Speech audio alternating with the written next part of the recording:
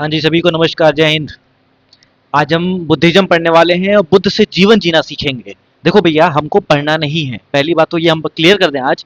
हमको भैया इसलिए नहीं पढ़ना है कि एग्जाम क्लियर हो जाए। हमको इसलिए पढ़ना है कि बुद्ध से हम कुछ सीखें। बुद्ध से सीख लेंगे ना, तो सीख भी लेंगे, एग्जाम भी क्लियर हो जाएगा। मैं वो कहानी नहीं करूंगा, यूट्यूब पे आते हैं, अरे बुद्धिज्म पढ़ लो, ये सवाल फलाना सवाल ढिकाना सवाल, कुछ नहीं। सबको लात मार के किनारे कर दो।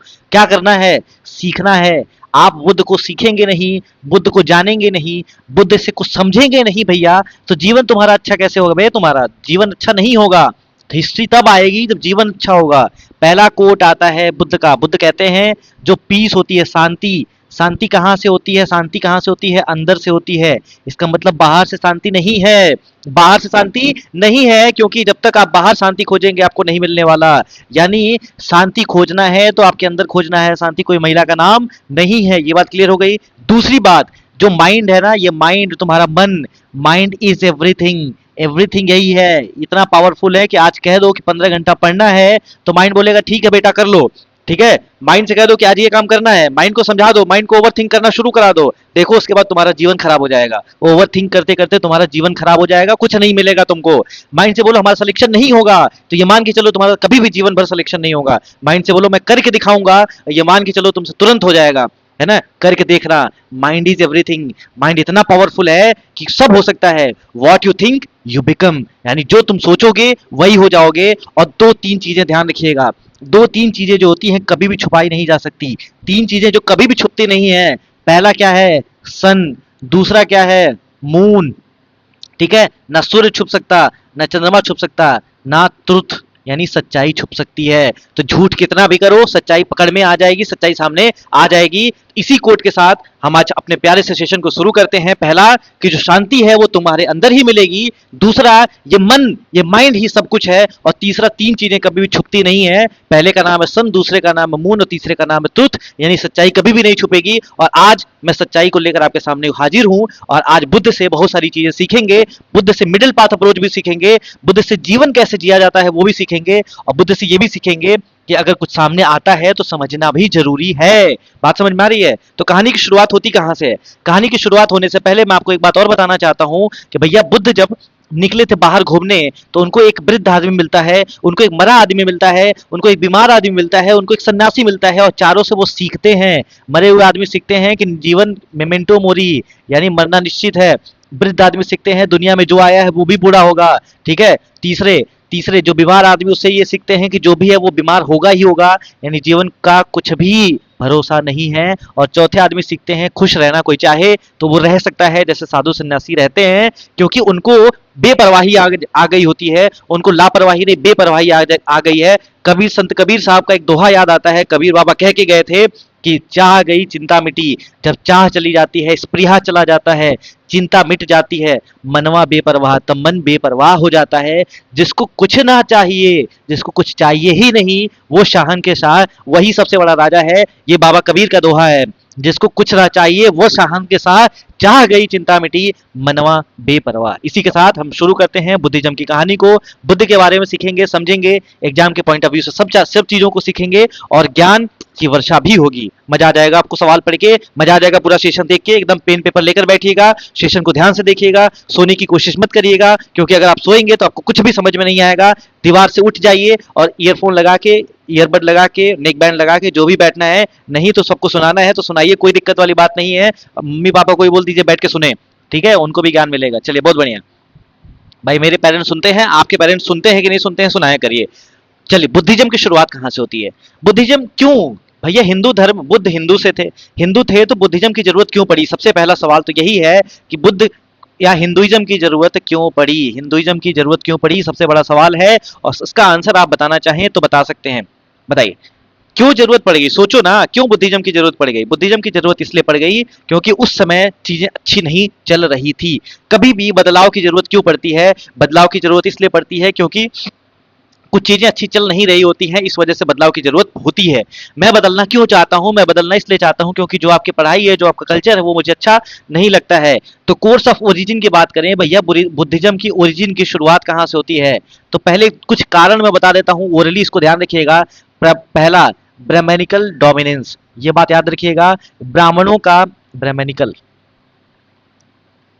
डोमिनेंस, ब्राह्मणों का डोमिनेंस बहुत ज्यादा हो गया था। इस वजह से पहला बुद्धिज्म को लाने की जरूरत पड़ गई। ब्राह्मण डोमिनेट ज्यादा करते थे तो रिचुअल्स ज्यादा हो गए थे, रिचुअल्स ज्यादा हो गए थे तो होता क्या था, उस समय की हमारी इकोनॉमी कैसी थी, एग्रीकल्चर इकोनॉमी हुआ करती थी। क्या होती थी, एग्रीकल्चर इकोनॉमी हुआ करती थी। और जब एग्रीकल्चर इकोनॉमी होती है तो आप जब काम खेत में नहीं करेंगे, आप कर्मकांड में लगे रहेंगे, बताइए बताइए, तो इकोनॉमी आगे बढ़ेगी क्या? नहीं, इकोनॉमी आगे बढ़ेगी, इकोनॉमी आगे नहीं बढ़ेगी, खाने बिना हम लोग मरने लगेंगे, खाने का लाला पड़ जाएगा। तो एग्रीकल्चर इकोनॉमी में डिस्टरबेंस ज्यादा हो रहा था, किसका, रिचुअलिस्टिक सेक्रीफाइसेस का।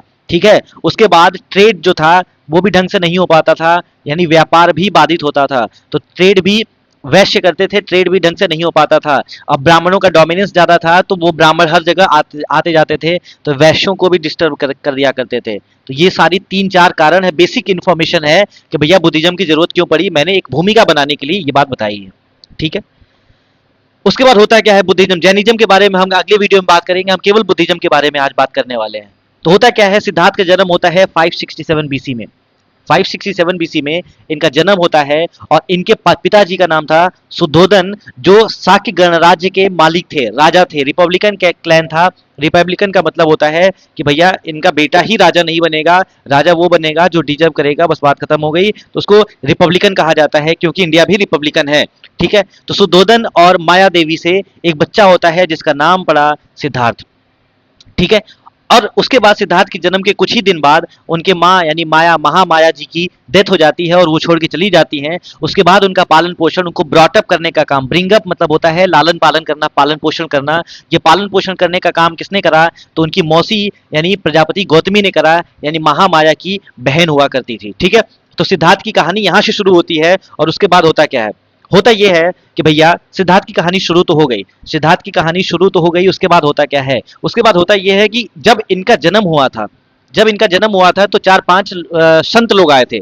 सबसे भविष्यवाणी होती है, सुद्धोधन जी भविष्यवाणी कराते हैं। भविष्यवाणी कराने के बाद ये पता चला, चार लोग ये बोले, या तो ये बहुत बड़ा राजा बनेगा, चक्रवर्ती सम्राट, या तो बहुत बड़ा संत बनेगा जो दुनिया में नाम होगा इसका। एक बंदा था, ये बहुत खुल के बोलता था, एकदम हमारे जैसे बेशरम टाइप। ठीक, बेशरम मैं नहीं हूं, मैं खुल के बोलता हूं बस। उन्होंने बोला कि 100% गारंटी है कि ये सबसे बड़ा सन्यासी बनेगा, इसके अलावा राजा बनने का स्कोप ही नहीं है। यानी इसके कुंडली में राजा बनना लिखा ही नहीं है, ये बात समझ में आ रही है, यानी कुंडली में राजा बनना लिखा ही नहीं है। ये बात हो गई क्लियर ना? तो बहुत टेंशन में आ गए सुद्धोधन जी, अब करें तो करें क्या। इनको महल से बाहर ही नहीं जाने दिया जाता था, महल में इनको हर प्रकार से सुख सुविधाएं दी जाती थी, किसी भी तरह से ये माया में फंस जाए, माया में फंस जाए। और ये भैया माया को पार करने वाला बंदा, माया को ट्रांसेंड करने वाला बंदा माया में फंस कैसे सकता है, पॉसिबल ही नहीं था। इन सब चीजों को समझिएगा, आपके एग्जाम में काम आएगा। इसके अलावा कभी भी आप बात करेंगे तो बुद्धिज्म पे बात कर सकते हैं, इसके अलावा कभी भी इंटरव्यू वगैरह का सवाल आएगा तब भी आपसे लग जाएगा। चलिए, तो समय से पहले ही 16 साल की उम्र में इनकी शादी भी करा दी जाती ताकि बंधन में बंध जाए। भैया बंधन में भी बंध गए, लेकिन मामला अभी भी जो है मामला चलता रहा चलता रहा। देखो यहाँ पे होता क्या है, बर्थ हुआ, उसके बाद 16 साल की उम्र में इनकी शादी करा दी गई, शादी हो गया तो एक बच्चा भी हुआ, बच्चे का क्या नाम रखा गया, राहुल रखा गया। भाई ये बंदा था तो अजीब थोड़ा, बोला पापा से, बोला भैया कि हमको, पापा मतलब भैया, हमको बाहर जाने दीजिए, बाहर जाने दीजिए। तो बाहर जाने के मामले में क्या हुआ, बाहर जाने के मामले में मैं आपको एक बार, हाँ बाहर जाने की बात हुई, बाहर जाने की जब बात हुई तो ये हुआ कि ठीक है बाहर जाओ घूम के आओ। भाई सोचो, एक महल में, एक महल में इतना सुख सुविधा इसको दिया गया था, यानी इस आदमी को, यानी बुद्ध को, यानी जो सिद्धार्थ थे, बुद्ध बने नहीं थे, जब बुद्ध बनेंगे तो इज्जत होगी, सिद्धार्थ की बात हम कर रहे हैं। सिद्धार्थ को इतना इज्जत दिया गया था कि एक महल में एक पत्ता भी नहीं गिर पाता था, पीला पत्ता गिरता भी था तो हरा पत्ता गिर ही नहीं पाता था, क्योंकि अगर पत्ता भी गिरा और उसको ये बात भनक लग गई कि पत्ता भी पेड़ से टूट गिर सकता है, इसका मतलब हम भी अपने से अलग हो सकते हैं, इसका मतलब है कि छोड़ दो, टूट जाओ, है ना। तो ये पूरी कहानी हो रही थी, किसी भी पत्ते को भी नहीं गिरने दिया जाता था, किसी प्रकार का दुख नहीं उसके साथ उनके सामने आया था 18 20 साल 25 साल की उम्र तक। होता क्या है, अचानक से बोलते हैं कि भैया जब हमको बाहर जाने दीजिए, तो पिताजी को भी लगता है ठीक है बच्चा है बाहर जाने दो। देखो, तो वही बात है कि जब दुख आने लगता है, विनाश काले विपरीत बुद्धि की कहानी होती है। जाको प्रभु दारुण दुख दीना, ताकि मति पहले हर लेना। इसी को बोलते हैं रामदाई सिंह दिनकर अपने रश्मि रथी में, कि क्या कहते हैं, बताओ क्या कहते हैं, कहते हैं कि जब नाश मनुष्य पर छाता है पहले विवेक मर जाता है। ये किसके लिए है, ये बुद्ध के लिए नहीं है, बुद्ध को तो जीवन मिलने जा रहा था, शुद्धोधन की बात कर रहा हूँ। तो ठीक है, बोलते हैं चिन्ना जी हमारे सारथी हैं, तो सारथी का नाम लिख लीजिएगा, क्या नाम है, सारथी जी का नाम है चिन्ना। और चिन्ना जी क्या करेंगे, चिन्ना जी जो है रथ को लेकर जाएंगे, सिद्धार्थ उनके साथ जाएंगे। और घोड़े का क्या नाम था, जो जिस घोड़े से जाएंगे उसका नाम होगा कंटक, है ना। कंटक घोड़े का नाम था। बहुत बढ़िया। तो ये आगे जाते हैं, जाते जाते एक जगह एक आदमी मिलता है। सबसे पहले एक बूढ़ा आदमी मिलता है। सिद्धार्थ पहली बार देखे, अरे ये कौन आदमी है। पूछते हैं चिन्ना जी बताइए ये आदमी कौन है। तो चिन्ना जी बोलते हैं ये तो बूढ़ा आदमी है। तो बूढ़ा आदमी क्यों, ये दुनिया में एक ही बूढ़ा आदमी होता है क्या। बोले नहीं, जो भी है यहाँ पर वो बूढ़ा होगा, एक दिन बूढ़ा होगा ही होगा। बोलता अरे बाप रे बाप, ऐसी बात है क्या, अच्छा ऐसी बात है, चलो ठीक है। उसके बाद आगे बढ़े तो चौथे इवेंट में, दूसरा इवेंट का नाम है एक सिक मैन। एक बीमार आदमी मिला, एकदम रोता कलपता हुआ। बोले हो क्या गया है, ब्रेकअप हो गया क्या इसका। बोले नहीं ब्रेकअप नहीं हुआ है, हुआ क्या है, तो ये बहुत बीमार है। तो बोले बीमार, पूरी दुनिया में एक ही बीमार आदमी है। बोले नहीं नहीं नहीं, जो भी दुनिया में है वो बीमार होगा ही होगा, क्योंकि ह्यूमन है, ह्यूमन यानी बॉडी है, बॉडी बीमार होती है, कोई बात नहीं। बोला अच्छा ठीक है। दो दो झटके लगे अचानक अचानक से। तीसरे की जब बात आती है तो तीसरा देखते हैं, अच्छा डेड बॉडी। डेड बॉडी मतलब कुछ लोग उसके रोते हुए जा रहे हैं, कुछ लोग उनके पीछे पीछे जा रहे हैं, कुछ लोग आपस में बात करते जा रहे हैं, आगे आगे पीछे लोग जा रहे हैं। बोले ये क्या है चन्ना जी। तो वो बोलते हैं डेड बॉडी है, मतलब डेड बॉडी मतलब क्या है, मर गया है, मर गया है मतलब क्या, अच्छा हम भी मर सकते हैं। कोई भी मर सकता है, जो आया है उसका मौत निश्चित है, जो आया है वो मरेगा ही मरेगा, बात खत्म। बोले यार ये तो बड़ा गड़बड़ वाली बात है, हम भी मर जाएंगे। उसके बाद आगे बढ़ते हैं तो तीन दुख मिलते हैं, चौथा उनको सुख मिलता है। इसीलिए कहा जाता है कि बचपन से जितना दुख झेल लोगे उतना जल्दी सुखी हो जाओगे। बात समझ में आ रही है, ये जीवन का नियम है कि सबसे पहले दुख झेलो, सबसे पहले परिश्रम करो, परिश्रम करोगे तो फल अच्छा मिलेगा, बात खत्म। तो ये तीन चीजों देखने के बाद चौथा जब देखते हैं, ये तो साधु सन्यासी बड़ा हंसता हुआ है, हमसे भी खुश है। बोले खुश क्यों है इतना। बोले इसको फर्क ही नहीं पड़ता है, चाह गई चिंता मिटी, चाह भी नहीं है चिंता भी नहीं है, मनवा है बेपरवाह हो गया है, इसको कुछ चाहिए भी नहीं, ये सबसे बड़ा राजा है। अच्छा ऐसा हो सकता है क्या। बोले हाँ हो सकता है। बस इनके बाद दिमाग में ये बात बैठ गई कि बस हो गया, मिल गया मुझे क्या मिलना था, मिल गया जिसलिए मैं बाहर आया था। चलिए भैया ये कहानी आगे बढ़ जाती है। तो ये चार इवेंट्स ऐसे होते हैं, चार इवेंट्स के बाद से ये अपने दुनिया को त्याग देते हैं 29 साल की उम्र में। 16 साल में शादी होती है, उसके 13 साल बाद हर बंधन को काटते हुए वो दुनिया को त्याग देते हैं। दुनिया को क्या करते हैं, त्याग देते हैं, बोलते हैं कोई बात नहीं, फर्क ही नहीं पड़ता इस दुनिया के। उसके बाद ये जाते हैं तो इनके पास बहुत सारे गुरु लोग आते हैं, गुरु लोगों से शिक्षा लेते हैं, अलार कलाम आते हैं, उसके बाद बहुत सारे लोग आते हैं और शिक्षा लेने के बाद 29 साल की उम्र के बाद ये जैसे 35 साल की उम्र तक, 35 साल की उम्र तक यानी धीरे धीरे ये 6 साल बीत चुका होता है और निरंजना नदी का किनारा होता है वो गया जगह बिहार में है, पीपल का वृक्ष होता है उसके किनारे 49 दिन से लगातार एक जगह मेडिटेशन करते हुए अपने आप को समझते हुए इनलाइटनमेंट की प्राप्ति करते हैं। और इस इनलाइटनमेंट को क्या कहा जाता है, इनलाइटनमेंट को निर्वाण कहा जाता है। ये बात याद रखिएगा, यहाँ इनको मोक्ष की प्राप्ति हो जाती है, यहाँ इनको पूरी तरह ज्ञान हो जाता है, दुनिया का ज्ञान हो जाता है, अपना ज्ञान हो जाता है, खुद को समझ पाते हैं। इनलाइटनमेंट का मतलब ये नहीं है कि अपार शक्ति आ गई है, इनलाइटनमेंट का मतलब होता है दुनिया को समझ गए हैं और अपने आप को भी समझ गए हैं, जीवन को भी समझ गए हैं, बात खत्म हो गई। अगला देखिए, उसके बाद जैसे गौतम बुद्ध को ज्ञान हो जाता है वैसे ही वो धीरे धीरे क्या करते हैं, धीरे वो सबसे पहले जाते हैं सारनाथ में और सारनाथ में पहला सरमन देते हैं और इसको क्या बोला गया, इसको बोला गया महाभिनिष्क्रमण। क्या बोला गया, महाभिनिष्क्रमण बोला गया। ठीक है, तो जब वाराणसी के सारनाथ में निष्क्रमण जाके पहला वो अपना ज्ञान देते हैं तो उसको बोला गया महाभिनिष्क्रमण। उसके बाद धीरे धीरे कहानी आगे बढ़ती है और 80 साल की उम्र में, उसके बाद बीच में हमेशा ज्ञान का प्रचार प्रसार करते हुए कुशीनगर में आते हैं और 80 साल की उम्र में इनकी डेथ हो जाती है और इस डेथ को क्या बोला गया, डेथ को बोला गया महापरिनिर्वाण। ठीक है, एक हुआ निर्वाण, दूसरा हो गया महापरिनिर्वाण। महापरिनिर्वाण, ये बात समझ में आ रही है, महापरिनिर्वाण हो गया। ठीक है, समझ में आ गई बात। चलिए, तो लाइफ इवेंट को कैसे दिखाया गया देखिए, अब थोड़ा ध्यान से समराइज कर देते हैं इसको। लाइफ इवेंट के सिंबल भी है और नाम भी है। बर्थ होता है, ग्रेट इनिशिएशन होता है, इनलाइटनमेंट को निर्वाण बोला गया, फर्स्ट सरमन को धर्म चक्र प्रवर्तन बोला गया और डेथ को परिनिर्वाण बोला गया। ठीक है, और जो बर्थ है उसको किससे दिखाया गया, लोटस से दिखाया गया। ग्रेट रिनाउंसिएशन जब घर छोड़ के गए घोड़ा से दिखाया गया, घोड़ा। और इनलाइटनमेंट को बोधि ट्री, बोधि वृक्ष से दिखाया गया, पीपल का वृक्ष। उसके बाद फर्स्ट सरमन को 8 स्पोक व्हील बोला गया, एक पहिया बोला गया। और उसके बाद डेथ को स्तूपा से दिखाया गया। ये सारी कहानी हो जाती है बुद्ध के जीवन में। आगे बढ़ते हैं। बुद्ध ने बोला कि देखो, चार आर्य सत्य, फोर नोबल ट्रूथ बुद्ध के क्या है, आर्य सत्य, ये 100% सत्य है। पहला दुख, दूसरा समुदाय, दुख समुदाय, तीसरा दुख निरोध और चौथा दुख निरोध गामिनी प्रतिपदा, इसको मार्ग के नाम से जाना जाता है। पहला दुख है, दुनिया दुख है, वर्ल्ड इज फुल ऑफ सोरो, दुनिया दुख है। तो पूछा गया दुख है तो दुख का कारण भी होगा, हाँ। Desire is the cause of all सोरो, जितने भी दुख हैं उन सब का कारण है डिजायर। आपके जीवन में भी जो दुख है बताइए उसमें एक है, आप थोड़ा डीप डाउन जाइएगा आपको पता चलेगा कि डिजायर ही दुख का कारण है। सोरो है, दुख है, तो दुख का कारण क्या है? डिजायर। क्योंकि फिर मैं बोलना चाहता हूं, चाह गई चिंता मिटी, चाह गई तो चिंता भी खत्म हो जाती है, यानी दुख का कारण है इच्छा, स्पृहा, लालसा। डिजायर है, डिजायर का कारण क्या है? दुख है, तो दुखी रहोगे, फिर जूता जैसे मुंह बना के रहोगे। उसके बाद बोले क्या होगा? डिजायर है, डिजायर को कॉन्कर किया जा सकता है। जी हाँ, डिजायर को जीता जा सकता है। अगर डिजायर सारे कॉन्कर्ड हो गए तो आपके सारे दुख खत्म हो जाते हैं। इसको निरोध के नाम से जाना जाता है। तो बोलते हैं कि ठीक है, पूछा गया डिजायर को खत्म करने का रास्ता क्या है, तो बोलते हैं डिजायर को खत्म करना आसान है। इसके लिए मार्ग है 8 फोल्ड पाथ, 8 फोल्ड पाथ, यानी अष्टांग मार्ग के नाम से जाना जाता है। अब ये अष्टांग मार्ग है क्या? ठीक है, इस अष्टांग मार्ग को समझना है। ये सबसे पहले फर्स्ट सरमन में धर्मचक्र प्रवर्तन में बताया था उन्होंने। बोला गया था कि हर चीज देखिए, राइट ऑब्जर्वेशन होना चाहिए। सबसे पहले तो बुद्ध की बात को ध्यान से सुनो।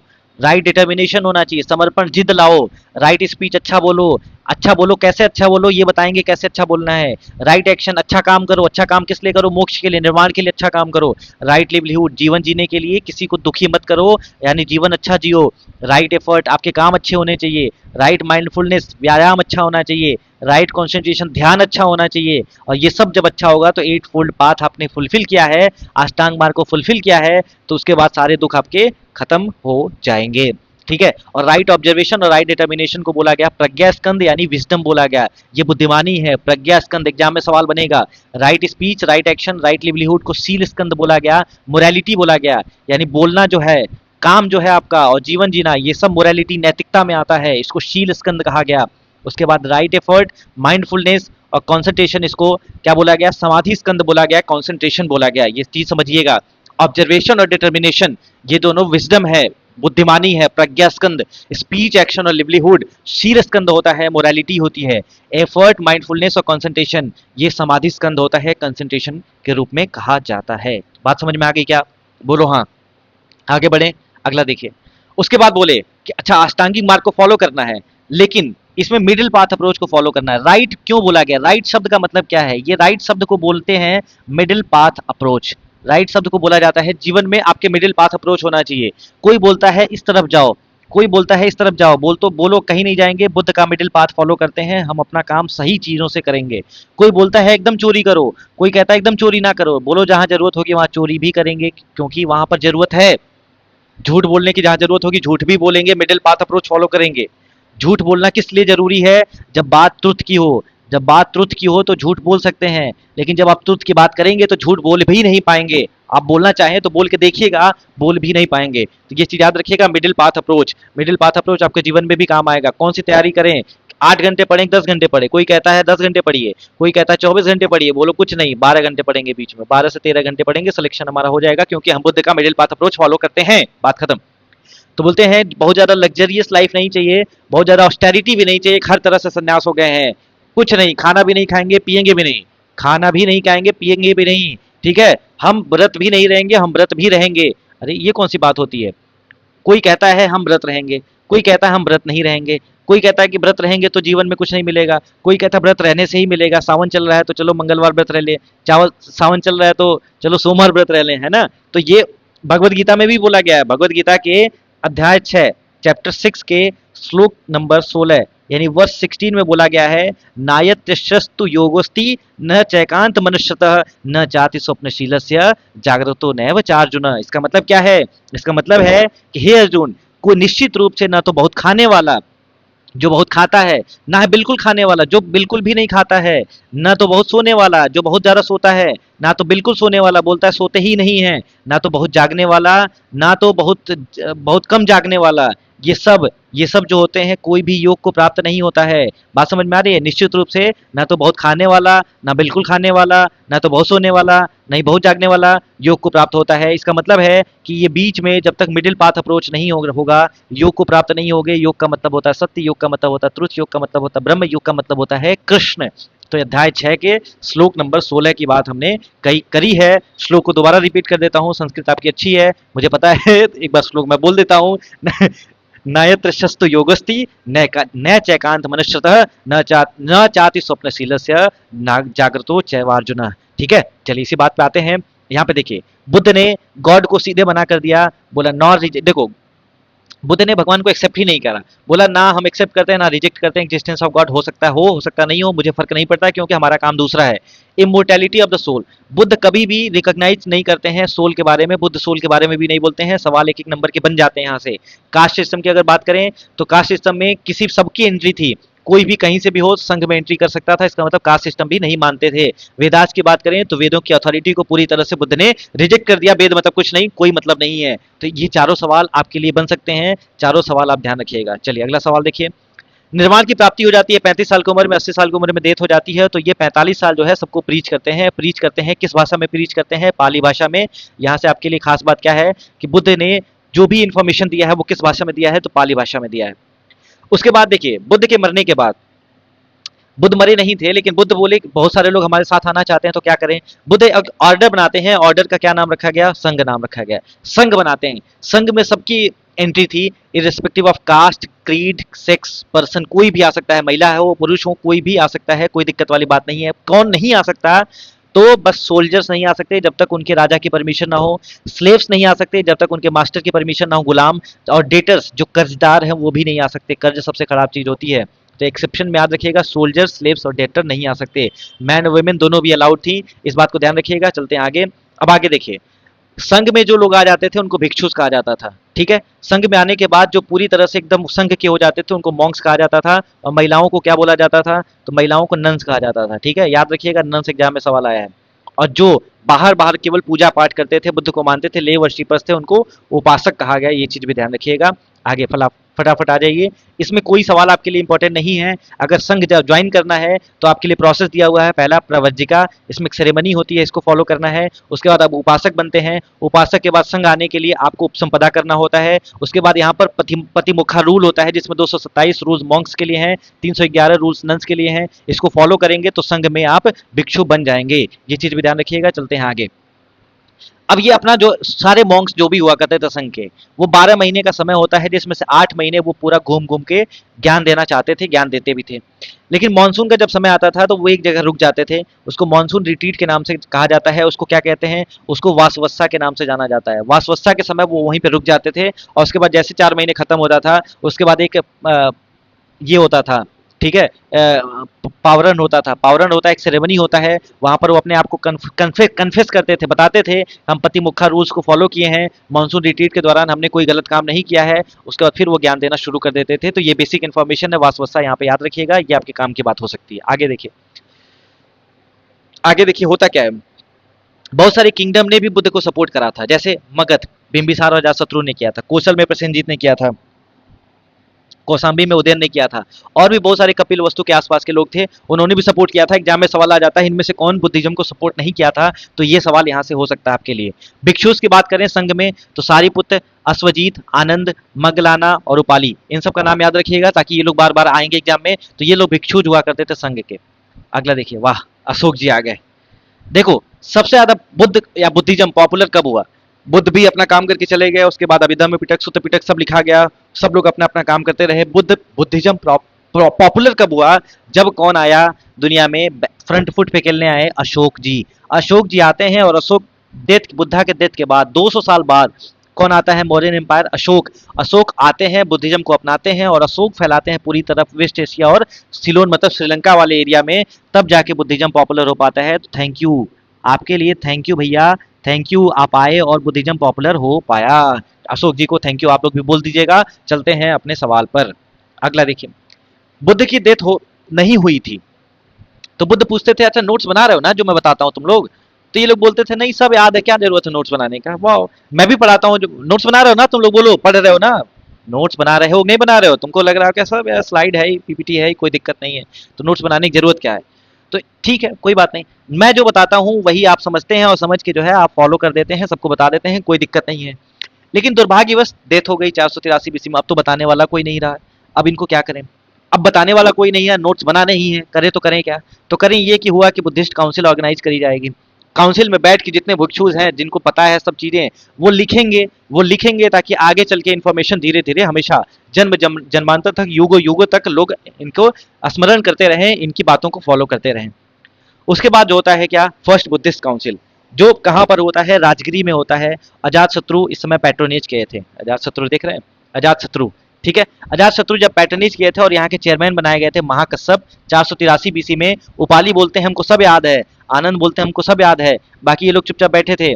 इसमें से एक को बना दिया गया चेयरमैन। तो उसके बाद उपाली बोलते हैं हम विनय पिटक लिखेंगे, आनंद बोलते हैं हम सुत्त पिटक लिखेंगे। सुत्त पिटक में बुद्धा के टीचिंग के बारे में लिखा हुआ है। विनय पिटक में मोनिस्टिक कोड्स ऑफ बुद्धिज्म जो दिया है कि भैया मॉन्क्स जो थे, जो संघ में रहते थे, उनके लिए नियम कानून क्या होगा। तो ये सारी बात जो है पहले बुद्धिस्ट काउंसिल में हो जाती है। उसके बाद देखिए दूसरा काला सूख, दूसरा जो है पहला हो गया बुद्धिस्ट काउंसिल 483 बीसी में राजगिरी में हुआ था, महाकश्यप इसके अध्यक्ष बनाए गए थे। सेकंड बुद्धिस्ट काउंसिल 383 100 साल बाद हुआ वैशाली में, वैशाली इस समय प्रेजेंट बिहार में है, और यहाँ पर साबा कामी अध्यक्ष बनाए गए थे। ठीक है, और काला शोक के समय हुआ था, राजा का नाम क्या था, काला शोक था। उसके बाद आगे बढ़िए, उसके बाद काला शोक के समय सेकंड बुद्धिस्ट काउंसिल हो गया, साबा कामी अध्यक्ष बने थे। उसके बाद इसमें होता क्या है, उसमें कुछ लोग थे विनय पिटक में बोलते थे कि कुछ और रूल्स ऐड होने चाहिए। अच्छा, विनय पिटक क्या है, विनय पिटक वही है जहां पर मोनिस्टिक कोड ऑफ बुद्धिज्म लिखा है, यानी मॉन्क्स के लिए नियम कानून रखा हुआ है। तो कुछ लोग बोलते हैं कि भैया संघ में, कुछ लोग बोलते हैं कि विनय पिटक में कुछ और ऐड होना चाहिए, और मेजोरिटी बोलते हैं कि ऐड करने की कोई जरूरत नहीं है। तो मेजोरिटी को बोला गया अनऑर्थोडॉक्स, माइनॉरिटी को बोला गया ऑर्थोडॉक्स, और इसको बाद में चल के स्थावरवादीन या थेरावादीन कहा गया इसको। लेकिन जो मेजोरिटी वाले बोलते थे, जो बोलते थे नहीं ऐड करने की जरूरत है, इनको महासांघिक बोला गया। ठीक है, बात समझ में आ रही है। तो संघ दो पार्ट में डिवाइड हुआ, स्थावरवादीन और महासांघिक। ये कब हुआ था, तो ये सेकंड बुद्धिस्ट काउंसिल सभा कामी अध्यक्ष थे, कालाशोक के समय हुआ था। अगला देखिए, अशोक और कालाशोक में अंतर है। तीसरा तीसरा आ गया फिर अशोक भाई साहब, देख रहे हैं अशोक, अशोक आते हैं, आई एम कमिंग, ठीक है, I am coming. Third Buddhist council होता है 250 बीसी में पाटलिपुत्रा, इस समय पटना को पाटलिपुत्रा कहा जाता है। मोगली पुत्र तीस अध्यक्ष बनाए गए हैं, उपगुप्त के समय हुआ था, उपगुप्त वाइस प्रेसिडेंट हुआ करते थे, और अशोक के समय हुआ था। और इसी में सुत्त पिटक में से अभिधम्म पिटक की रचना करी गई। सुत्त पिटक और विनय पिटक को मिलाकर कुछ एक और किताब बनाई गई जिसका नाम हुआ अभिधम्म पिटक। ठीक है, तो इस चीज को भी ध्यान रखिएगा।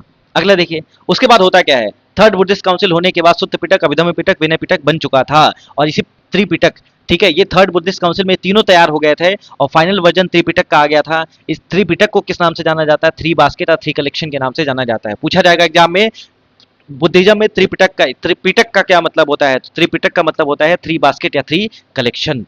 उसके बाद आगे बढ़िए, उसके बाद फोर्थ बुद्धिस्ट काउंसिल होता है किसके समय, तो फोर्थ बुद्धिस्ट काउंसिल होता है कनिष्क के समय, और कुंडल वन कश्मीर में हुआ था फर्स्ट सेंचुरी एडी में, और अध्यक्ष बनाए गए थे वसुमित्र। और इस समय क्या हुआ, बुद्धिज्म दो पार्ट में डिवाइड हो गया, एक को बोला गया हीनयान और दूसरे को बोला गया महायान। हीनयान को बोला गया लेसर व्हीकल, महायान को बोला गया ग्रेटर व्हीकल। इसके पीछे का कारण क्या है, इसको समझने के लिए स्लाइड में आ जाइए।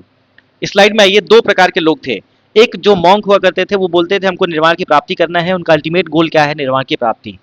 एक बोलता था मॉन्क, अरे निर्वाण तो मिल ही जाएगा, हमको जो ज्ञान है उसको हमको आगे तक लोगों तक पहुंचाना है। मैं सीख जाऊंगा, अगर मुझे थोड़ा बहुत याद है तो मैं दूसरों को सिखाने की कोशिश करूं। तो ये महायान वाले चाहते थे, मेरी भी फिलॉसफी यही है। तो मॉन्क चाहते थे कि हम बोधिसत्व बन जाएं। बोधिसत्व मतलब जो ज्ञान देता है बुद्ध का, तो बुद्ध का ज्ञान देंगे और अल्टीमेटली निर्वाण की प्राप्ति हमें भी हो जाएगी और सबको हो जाएगी। ग्रेट विजडम देना है, अटेन करना है ग्रेट विजडम, और सबको देना है।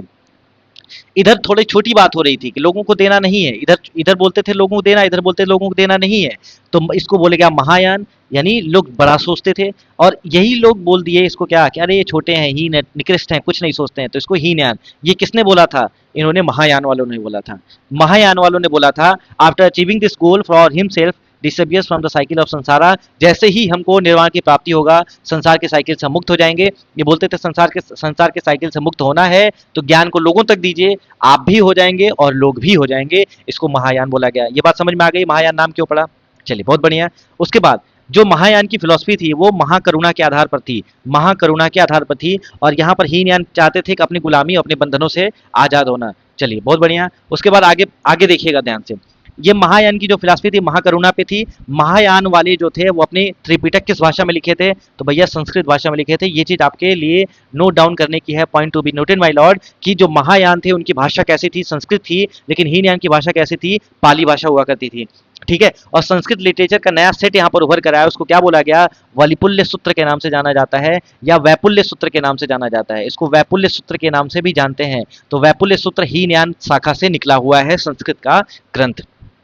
उसके बाद होता क्या है, जो फोर्थ बुद्धिस्ट काउंसिल थी, वो वसुमित्र के समय हुई थी। और फोर्थ बुद्धिस्ट काउंसिल को एक मॉन्क ने अटेंड किया था जिसका क्या नाम था, अश्वघोष नाम था। अश्वघोष वही मॉन्क था जो कनिष्क का स्पिरिचुअल एडवाइजर हुआ करता था। अश्वघोष वही मॉन्क था जिसने बुद्ध चरित लिखा है, ठीक है। वो सबसे बड़ा संस्कृत ड्रामेटिस्ट हुआ करता था। कालिदास से पहले सबसे बड़ा संस्कृत का विद्वान किसको माना गया है, तो अश्वघोष को माना गया है। तो ये point to be noted my lord, अश्वघोष के बारे में बुद्ध चरित लिखा है। कालिदास से पहले सबसे बड़ा संस्कृत का विद्वान किसको माना गया, अश्वघोष को माना गया था। ये चीज भी आप ध्यान रखिएगा।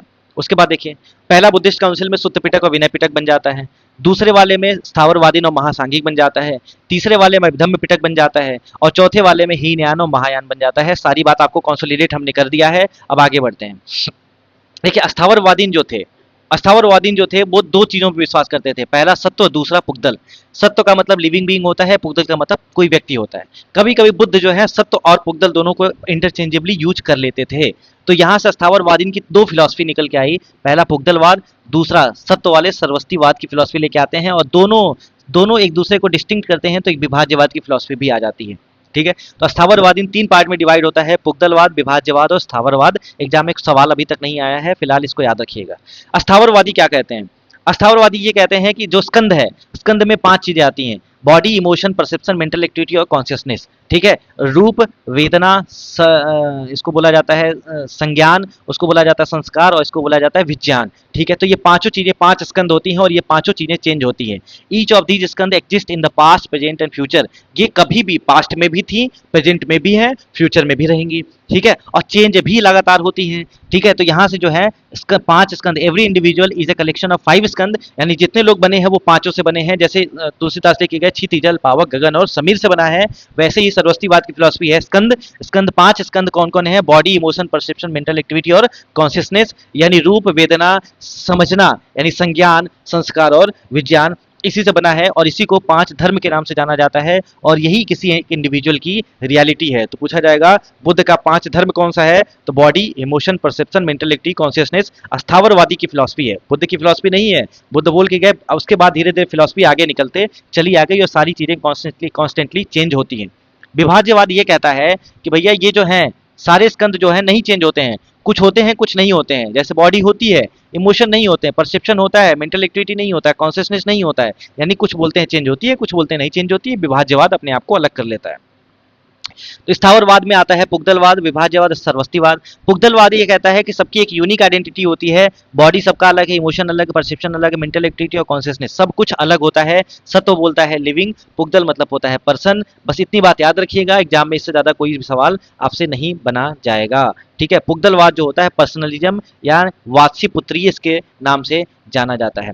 अब आ जाइए वापस, अस्थावरवादी जो है आगे तीन पार्ट में डिवाइड होते हैं, पुगदलवाद, विभाज्यवाद और सर्वस्तिवाद। सर्वस्तिवाद से तीन चीजें निकलती हैं, स्वतांत्रिक, मूल सर्वस्तिवाद और वैभाषिका, ठीक है। और सर्वस्तिवाद से आगे चीजें जब निकलती हैं तो एक आता है हिमोत्साह और इसके महिषस्का, ठीक है। महिषस्का से निकला है धर्मगुप्तक का, ठीक है। ये विभाज्यवाद से निकला हुआ है, सर्वस्तिवाद से निकला हुआ है। पुगदलवाद से चार चीजें निकली है, समित्या, धर्मोत्तरिया, भद्रनारायण और सन्नगारिका। हालांकि कोई भी सवाल नहीं आता है, फिलहाल मैंने केवल आपके नाम के लिए रखा है, ठीक है। महासांघिक से सवाल बना है, महासांघिक से गोकुलिका, कैतिका और एक व्यवहारिका। गोकुलिका मतलब हो गया बहुसूत्रीय और प्रजापतिवाद, और ये हो गया अपारशिला, उत्तरशिला और लोकोत्तरवाद की फिलॉसफी। और यहीं से सवाल बनता है, लोकोत्तरवाद की फिलॉसफी से सवाल बनता है। तो इसको मैं हाईलाइट करना चाहता हूँ, लोकोत्तरवाद एक व्यवहारिका से, ठीक है। फिलहाल इतनी बात याद रखिएगा। लोकोत्तरवाद की फिलॉसफी क्या कहती है, लोकोत्तरवाद की फिलॉसफी कहती है सब कुछ शून्य है, शून्य से स्टार्ट होता है, शून्य से body, emotion, perception, mental activity, consciousness बनता है, और ये शून्य जो है कॉन्स्टेंटली चेंज होता रहता है, इसको धर्म शून्यता के नाम से जाना जाता है, ठीक। उसके बाद धीरे धीरे कहानी आगे बढ़ती है। और ये सारी बात संघ के बारे में सारी बात कहाँ पर पता चलता है, कथावत्तु में पता चलता है। और कथावत्तु किसने लिखा था, मोगली पुत्र तिस्स ने लिखा था, ये चीज भी आप ध्यान रखिएगा। उसके बाद कहानी जब आगे बढ़ती है तो फोर्थ बुद्धिस्ट काउंसिल हो गया, बुद्धिस्ट काउंसिल रिवीजन करने के लिए मैंने लिख दिया था। उसके बाद फिर आगे बढ़िए, आगे बढ़ने के बाद आपको समझ में आता है बुद्धिस्ट लिटरेचर कैसे हैं। बुद्धिस्ट लिटरेचर की जब हम बात करते हैं तो बुद्धिस्ट लिटरेचर दो टाइप के होते हैं, एक को बोला जाता है कैनोनिकल और दूसरे को बोला जाता है नॉन कैनोनिकल। कैनोनिकल वो थे जिसमें टीनेट्स और प्रिंसिपल बुद्धिज्म के दिए हुए हैं, नॉन कैनोनिकल वो थे जो डायरेक्ट टीचिंग बुद्धा के हैं और उसको जो है डायरेक्ट टीचिंग नहीं समझा जाता है, वो किसी ने लिखा है, उसको नॉन कैनोनिकल। जो बुद्ध की डायरेक्ट टीचिंग होती है उसको जो है कैनोनिकल कहा जाता है। इसमें तीन चीजें आती हैं, सुत्त पिटक, विनय पिटक और अभिधम्म पिटक आता है। बाकी नॉन कैनोनिकल के बारे में आगे आगे हम समझेंगे। तो बुद्धिज्म के लिए बुद्धिस्ट लिटरेचर तीन दो टाइप का हो गया, कैनोनिकल और नॉन कैनोनिकल। कैनोनिकल में आता है सुत्त पिटक, विनय पिटक, अभिधम्म पिटक। नॉन कैनोनिकल में बहुत सारी चीजें आती हैं और उसमें संस्कृत के स्कॉलर भी आते हैं, उसको हम समझने की कोशिश करेंगे। अब आगे देखिए, देखिए सुत्त पिटक की जब हम बात करते हैं तो सुत्त पिटक जो है 5 निकाय में विभाजित होता है। इसमें बुद्ध के डिस्कोर्स के बारे में, बुद्ध बोल के गए, बुद्ध कुछ बहुत बड़ा बोल के गए, पूरी 50 पेज की कहानी है। बुद्ध की कोई एक मैसेज दे के गए, 2 पेज की कहानी है, तो सबको अलग अलग लिखा गया। तो 5 निकाय हैं, दिग्ग निकाय, मध्यम निकाय, संयुक्त निकाय, अंगुत्तर निकाय और खुद्दक निकाय। दिग्ग निकाय में लॉन्ग डिस्कोर्स दिया हुआ है, फिर मध्यम निकाय में जो है वो मिडिल डिस्कोर्स दिया है, संयुक्त निकाय में कनेक्टेड डिस्कोर्स दिया है, अंगुत्तर निकाय में न्यूमेरिकल के बारे में दिया, लॉजिक के बारे में दिया है, और खुद्दक में जो है मिसलेनियस टेक्स्ट दिए हुए हैं, जिसमें जातक कथाएं आती हैं, धम्मपद आता है, थेरा गाथा और थेरी गाथा आता है। ये खुद्दक निकाय की बात हो रही है। पूछा जाएगा दिग्ग निकाय, मध्यम निकाय, संयुक्त निकाय, अंगुत्तर निकाय, खुद्दक निकाय किसका पार्ट है, तो सुत्त पिटक का पार्ट हो जाएगा। उसके बाद आगे बढ़ते हैं। आगे जब आप पढ़ते हैं तो विनय पिटक की कहानी क्या आती है। विनय पिटक में जो 3 सेक्शन बने थे, ठीक, इसको बोला गया थ्री खंड का, थ्री खंडक बोला गया। पहला सुत्त विभंग हो गया, दूसरा खंडक हो गया, तीसरा जो हो गया परिवारा हो गया। सुत्त विभंग में जो है रूल्स लिखा हुआ है, खंडक में प्रोसीजर और सेरेमनी दिया हुआ है, परिवारा में समरी और सब कुछ क्लैरिफिकेशन दिया हुआ है। जब हम सेरेमनी और रूल्स की बात करते हैं तो मॉन्क्स के लिए रूल्स कम थे, नन्स के लिए रूल्स ज्यादा थे। पतिमोक्खा में भी हमने इसको पढ़ा था। आगे बढ़िए, तो अभिधम्म पिटक की बात करते हैं तो अभिधम्म पिटक में 7 किताबें आती हैं। ठीक है, सुत्त पिटक, Vinaya Pitaka, question answer summary सब कुछ लिखा हुआ है। कथावत्थु आता है, दम संगीत संगनी आता है, विभंग आता है, धातु कथा आता है, पुगल पन्नति आता है, यामका आता है, पठाना आता है। ठीक है, तो ये 7 बुक्स आते हैं अभिधम्म पिटक में, याद करने की जरूरत नहीं है, केवल सुन लीजिए। उसके बाद आते हैं बुद्धिस्ट लिटरेचर की।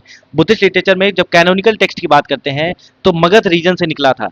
मगध रीजन से निकला था, बहुत सारे डायलेक्ट्स, बहुत सारी बोली भाषा होती थी। बोली भाषा से लिटरेली लैंग्वेज बनता है जिसका नाम हुआ पाली, और पाली जो है थेरावाद से शुरू होता है, और पाली को बाद में ट्रांसलेट किया गया चाइनीज, तिब्बतन और संस्कृत में। संस्कृत में जो ट्रांसलेट किया था उसका क्या नाम था, महायान शाखा।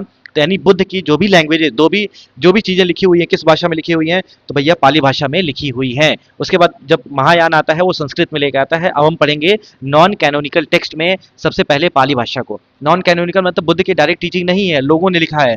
तो सबसे पहले आता है मिलिंद पन्हो। मिलिंद पन्हो में क्वेश्चन आंसर है 2 लोगों के बीच में।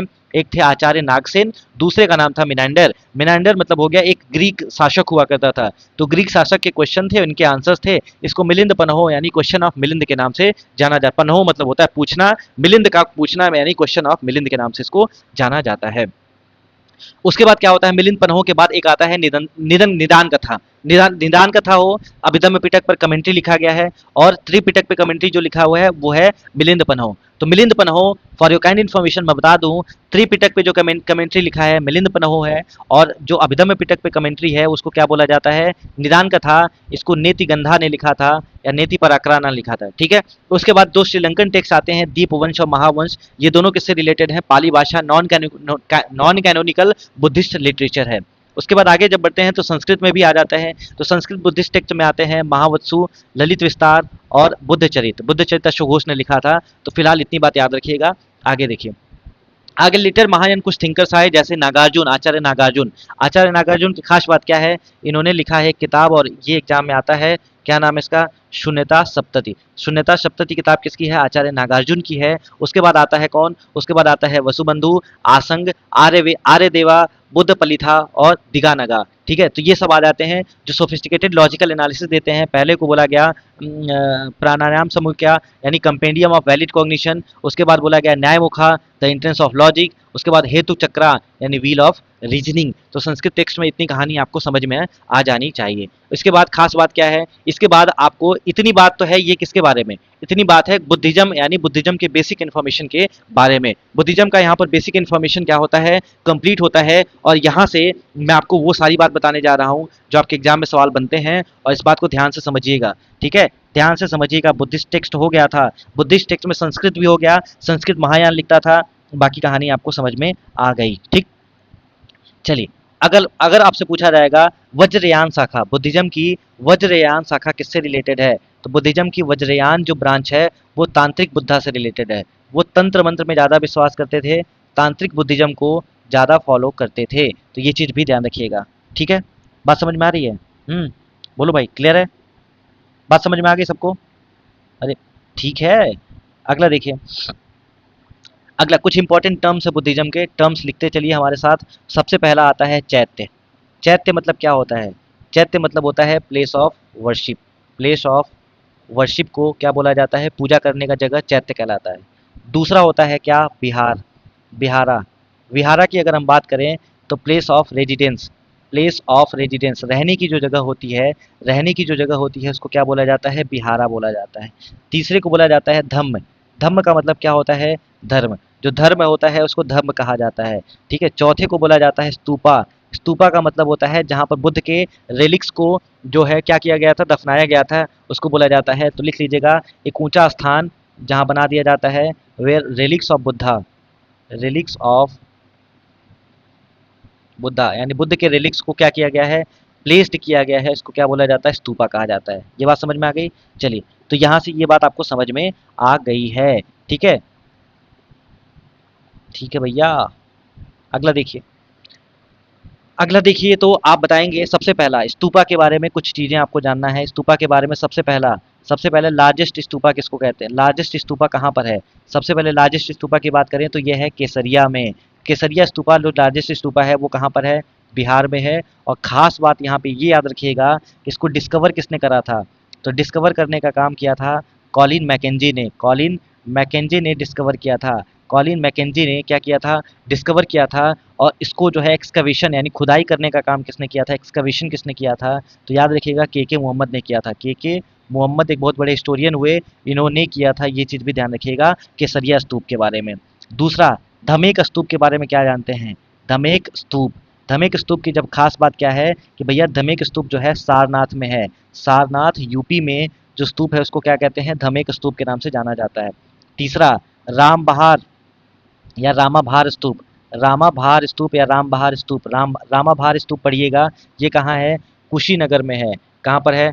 कुशीनगर में है। और कुशीनगर कहाँ पड़ता है भैया? यूपी में गोरखपुर के बगल में पड़ता है। और चौथे का नाम लिखिएगा सांची स्तूप। और सांची स्तूप कहाँ पर है? तो सांची स्तूप जो है वो मध्य प्रदेश में है। ये चीज़ ध्यान रखिएगा। सांची स्तूप जो है वो ओल्डेस्ट स्तूप है। ये चीज़ याद, ये भी याद रखना है। मतलब ओल्डेस्ट स्तूपा, सबसे पुराना स्तूपा का क्या नाम है? वो है सांची स्तूप। ये बात याद हो गई क्या? बोलो, याद हुआ? सांची स्तूप को बनवाने का काम किसने करा था? तो किंग अशोक ने किया था, यानी राजा सम्राट अशोक ने किया था। ठीक है, बात समझ में आ रही है?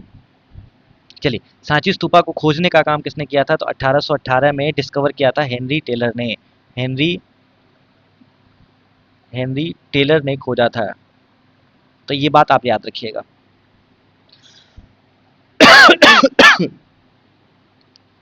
ठीक है, चलिए पांचवा नाम लिखिए, शांति स्तूप। शांति स्तूप की जब हम बात करते हैं तो शांति स्तूप जो होता है वो किस कलर में होता है? वाइट कलर में। वाइट कलर शांति का प्रतीक है। और ये कहाँ पर है? लद्दाख में बना हुआ है। ये भी ध्यान रखिएगा। ठीक है, आगे बढ़ें। अगला देखिए, छठा नाम है ची टोप। ची टोप। ची टोप जिसको धर्म राजिका स्तूप के नाम से जाना जाता है। किस नाम से जाना जाता है? धर्म राजिका। धर्म राजिका स्तूप के नाम से जाना जाता है। और ये कहाँ पर है? स्तूपा। ये है तक्षशिला पंजाब में। तक्षशिला पाकिस्तान। ठीक है, ये बात हो गई क्लियर आपको? और लास्ट लिख लीजिए एक सातवां नंबर, क्या नाम है? भरहुत स्तूप। भरहुत। भरहुत स्तूप। भरहुत स्तूप कहाँ पर है? मध्य प्रदेश में। ये बात हो गई क्लियर? बोलो भाई, क्लियर हुआ? चलिए, अब यहाँ पे एक चीज़ और ध्यान रखिएगा। जैसे पूछा जाएगा दुनिया का सबसे बड़ा स्तूप कौन सा है? दुनिया का सबसे बड़ा स्तूप कौन सा है? यानी वर्ल्ड्स लार्जेस्ट स्तूप, तो लिखिए बोरोबुदुर स्तूप। मैं इसको कलर चेंज कर दूं, बोरोबुदुर। बोरोबुदुर स्तूप कहाँ पर है? तो बोरोबुदुर स्तूप जो है वो जावा आइलैंड पे है। जावा कहाँ पड़ता है? इंडोनेशिया में पड़ता है। और ये दुनिया का सबसे बड़ा स्तूप है, इसको भी लिख लीजिएगा। Largest stupa of the world. Largest stupa of the world. ठीक है ना? तो ये चीज़ भी ध्यान रखिएगा। क्लियर बात? और लास्ट नाम लिख लीजिएगा, लोमस ऋषि केव। लोमस ऋषि केव। लोमस ऋषि केव जो है वो आजीवक सेक्ट के लिए बनाया गया था। आजीवक सेक्ट के लिए बनाया गया था। और बनाने का काम किसने करा था? अशोक ने किया था। ये चीज़ भी ध्यान रखिएगा, है ना? क्लियर हो गई बात। अब स्तूपा के बारे में आपको याद रखना है, स्तूपा का जो डिजाइन होता है वो कैसा होता है। स्तूपा का डिजाइन लिख लीजिए कैसा होता है। इस डिजाइन में सबसे पहले पहला नाम लिखिएगा तोरण। तोरण क्या होता है? तोरण होता है एंट्री गेट। ठीक है, एंट्री गेट को क्या कहते हैं? एंट्री गेट को तोरण के नाम से जाना जाता है। ये बात हो गई क्लियर। उसके बाद देखिए, उसके बाद जैसे मान लो ये है एंट्री गेट, ठीक है, उसके बाद ये प्रदक्षिणा पथ होता है, प्रदक्षिणा पथ होता है और इसके ऊपर रेलिंग लगी होती है। ठीक है, तो रेलिंग को क्या कहा जाता है? आप लिख लीजिए, उसके बाद मैं फोटो दिखा देता हूँ आपको। वेदिका। वेदिका क्या होता है? वेदिका मतलब होता है रेलिंग्स। ठीक है, रेलिंग्स क्या होता है भैया? जैसे छत पे चारों तरफ से रेलिंग ग्रिल लगा होता है ना, ताकि आप कोई नीचे ना गिर पाए, तो वेदिका मतलब हो गया वो रेलिंग। तीसरा होता है क्या? तीसरा होता है मेधी। मेधी। मेधी मतलब क्या होता है? मेधी का मतलब होता है आप प्रदक्षिणा पथ। ठीक है, मेधी का मतलब क्या होता है? मेधी का मतलब होता है प्रदक्षिणा पथ। ठीक है, तो जो रास्ता होता है पेडेस्ट्रियल, आप इसको ऐसे याद रखिएगा, मेधी मतलब होता है पेडेस्ट्रियल पाथ। पेडेस्ट्रियल पाथ, जहाँ पैदल आप चल सकते हैं। और चौथे का नाम होता है अंड। अंड मतलब क्या होता है? स्फेरिकल डोम। अभी दिखाते हैं आपको, स्फेरिकल डोम होता है। और पांचवा नाम लिख लीजिएगा यष्टि। यष्टि जो होता है, जैसे हमारे मंदिरों में ऊपर कलश रखा जाता है, आमलक रखा जाता है साउथ इंडिया में, तो सबसे ऊपर top top space, top space को क्या कहा जाता है? यष्टि के नाम से जाना जाता है। बस इतनी बात याद रखिएगा। आइए हम इसको आपको दिखाते हैं और उसके बाद फिर समअप करेंगे। ये देखिए, स्तूपा का आर्किटेक्चर है, आपको समझ में आ जाना चाहिए। मैं आपको क्या बताना चाहता हूँ ये चीज़ आप क्लियर कर लीजिएगा यहाँ से।